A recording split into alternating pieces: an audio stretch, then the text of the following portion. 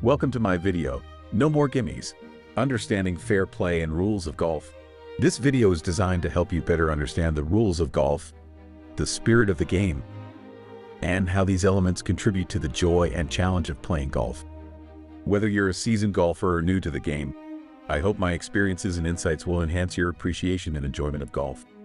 In this video, I'll share my journey, how I began playing golf and how my golf life has evolved. Along the way, I'll recount my adventures in exciting cities like Tokyo, Chicago, and New York, including some of my private career stories that shaped my passion for the game. Enjoy the video, along with stunning pictures of golf courses in the US and Japan, as we explore the essence of golf together.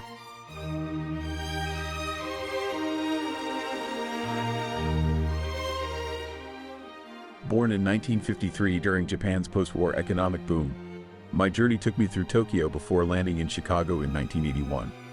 It was there that my golf story began in 1983 with my first 18-hole round, which I experienced hesitantly. I remember feeling unsure about the game, uncertain of its appeal, and struggling through each hole. That initial experience did not change my attitude or idea about golf, but it planted a seed of curiosity. Shortly after, I moved to New York. It was there, working amidst the towering skyscrapers of Rockefeller Center and spending my weekends on some public golf courses in suburban New Jersey and New York, that my perspective shifted. After a few rounds of golf, I fell in love with the game. The combination of the challenging courses, the camaraderie with fellow golfers, and the peaceful moments on the greens ignited a passion that has stayed with me ever since.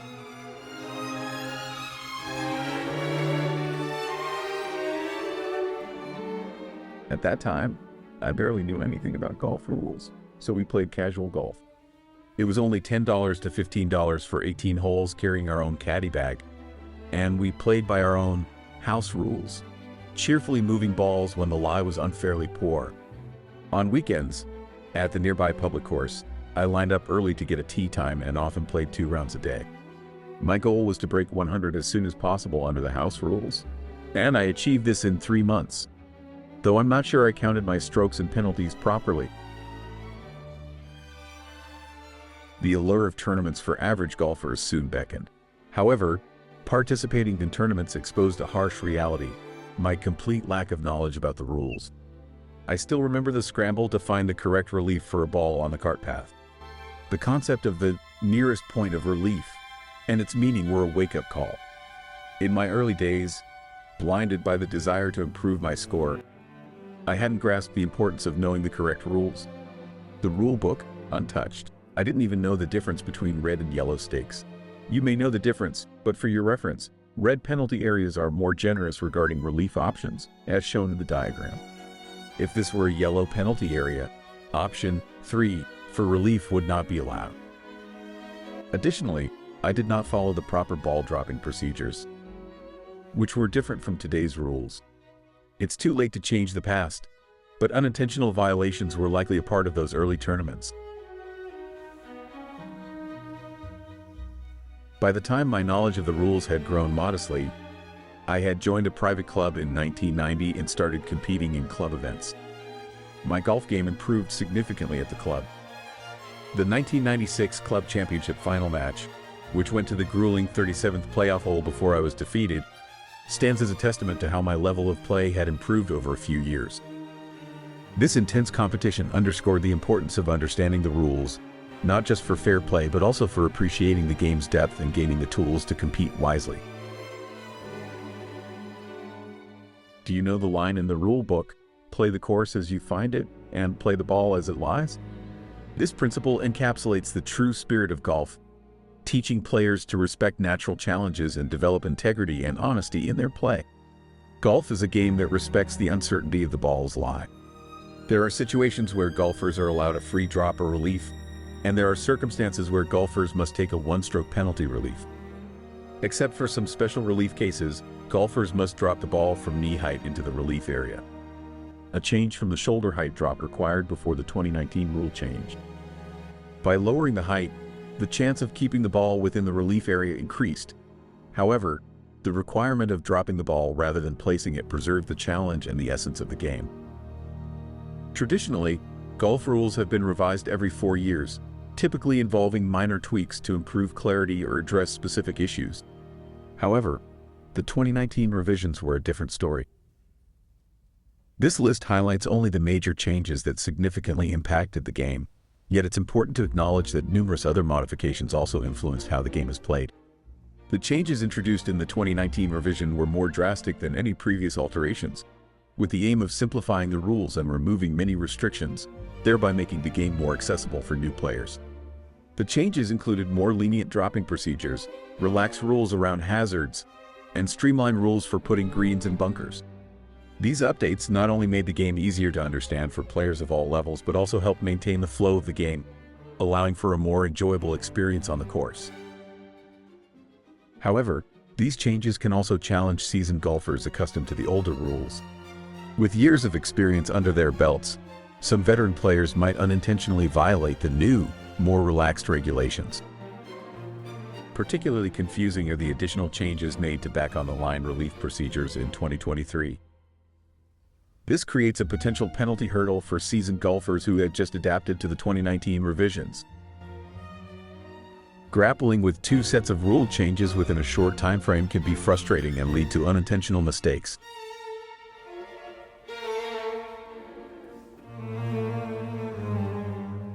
While there are many rules and cases you may want to know to become better at golf rules, one crucial aspect to remember is the penalty system associated with relief situations and the proper actions or conduct.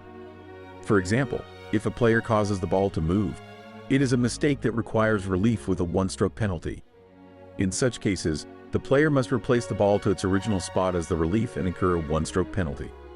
However, if the player fails to replace the ball and instead plays it, the penalty is for the action of not abiding by the rules, and therefore the penalty becomes 2 strokes. Are you with me? It's important to understand that the penalty system differentiates between violations of not following the rules and specific mistakes that require relief. While penalties for not following the rules are generally 2 strokes, penalties for specific mistakes, such as the ball at rest being moved or the ball being deemed unplayable, incur a 1-stroke penalty. Consider that the requirement to replace a moved ball to its original spot is a form of relief from the mistake of causing the ball to move. If the ball is out of bounds due to a missed shot, you must replay the shot from the original spot, resulting in a 1-stroke penalty but effectively causing the loss of 2 strokes because the player incurs a 1-stroke penalty without getting closer to the hole. This is called stroke and distance in golf terms. Conversely, a 1-stroke penalty for a missed shot resulting in the ball landing in a pond or an unplayable lie allows you to choose an option enabling you to drop the ball closer to the hole than the original spot, gaining some distance. Therefore, while the penalty is unavoidable, the impact is generally less severe than the stroke and distance penalty. On the other hand, there is a local rule concerning out-of-bounds or lost balls, designed for casual rounds to enhance the pace of play and overall enjoyment of the game. It allows you to take a 2-stroke penalty and drop the ball in the fairway, gaining distance without replaying the shot from the original spot. This option enables you to drop a new ball in the designated relief area, as illustrated in the accompanying diagram. However, the inclusion of such local rule options may complicate the understanding of when and why different penalties are incurred. I hope you now have a clear understanding of the penalties and their implications for gameplay. Building on this understanding of golf rules, let's explore another important concept: loose impediments.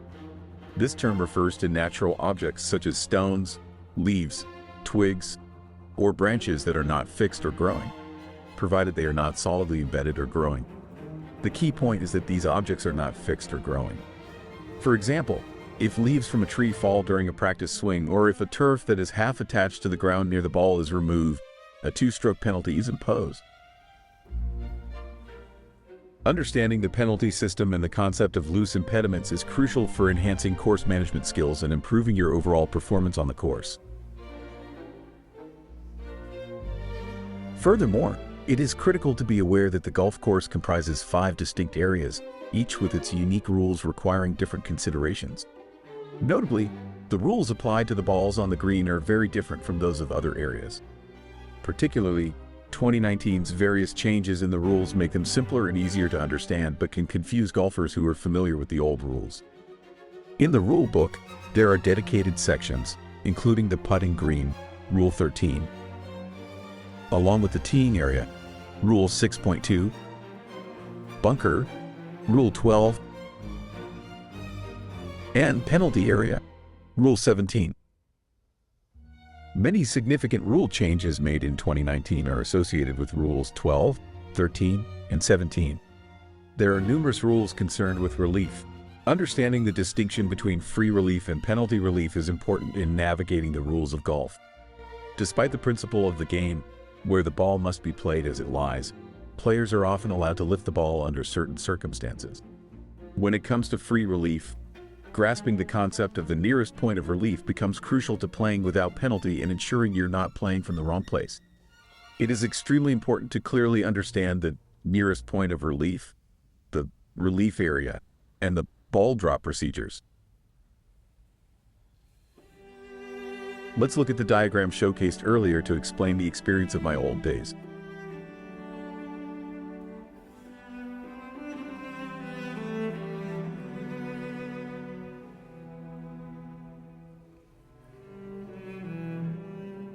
If you've ever felt unsure about your grasp of golf rules, exploring the rules of golf on the R&A or USGA websites can be immensely beneficial. You'll find comprehensive resources that can help clarify any uncertainties. Golf is indeed a fascinating game, and as you deepen your understanding of its rules and the spirit of the game, you'll find that it adds to your enjoyment and enhances your sense of dignity on the course. My time in New York introduced me to the beauty of the game, the camaraderie of fellow golfers, the excitement of a match, and the thrill of facing new challenges on the course.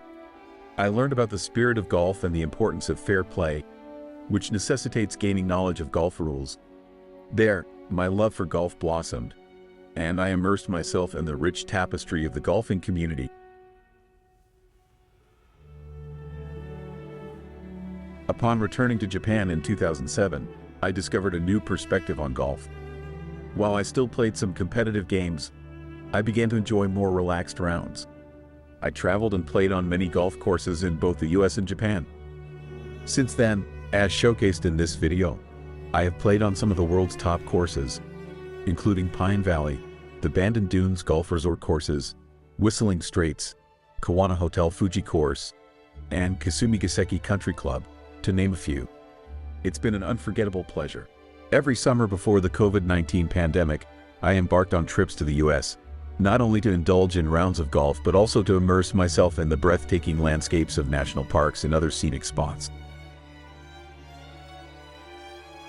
In 2015, I had the opportunity to journey to Canada, where I was treated to the awe-inspiring sight of the majestic Rocky Mountains. Amidst these natural wonders, I enjoyed playing on more than 10 remarkable golf courses, including those meticulously designed by Stanley Thompson in Banff and Jasper. Although it marked my third visit to the Canadian Rockies, it was my inaugural experience of golfing against the backdrop of these mesmerizing mountain ranges. Trips to the American Rockies were equally enjoyable, offering a perfect blend of golf and nature. Among my favorite golf destinations are desert courses in places like Scottsdale, Arizona, and St. George, Utah. The vistas of cacti and boulders on these courses are incredibly captivating. Additionally, exploring iconic national parks and recreational areas like the Grand Canyon, Zion, and Glen Canyon left a lasting impression, further enriching my golfing experiences. My trips to Bandon Dunes Golf Resort in 2013 and 2018 were truly unforgettable. During these visits, I had the opportunity to play on 3 of the resort's renowned courses: Bandon Dunes, Pacific Dunes, and Bandon Trails. The challenging links courses presented an added level of difficulty, with the relentless wind making each round even more demanding. Despite the tough conditions, the experience was incredibly rewarding.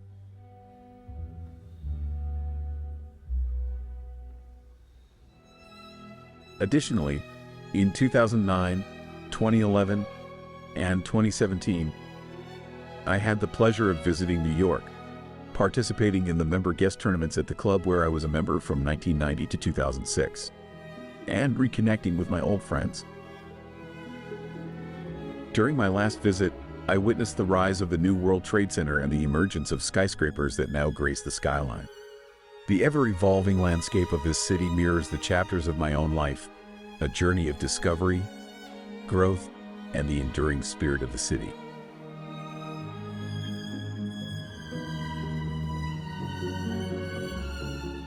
As I strive to maintain my health and longevity in the game, I aim to play well for as long as possible and become an age shooter, while upholding the spirit of golf and remaining faithful to my core principles. Despite changes in golf rules, my unwavering passion for the game and its timeless spirit remains steadfast. As this chapter of my video narrative comes to an end, I am grateful for the countless memories and valuable lessons that golf has gifted me.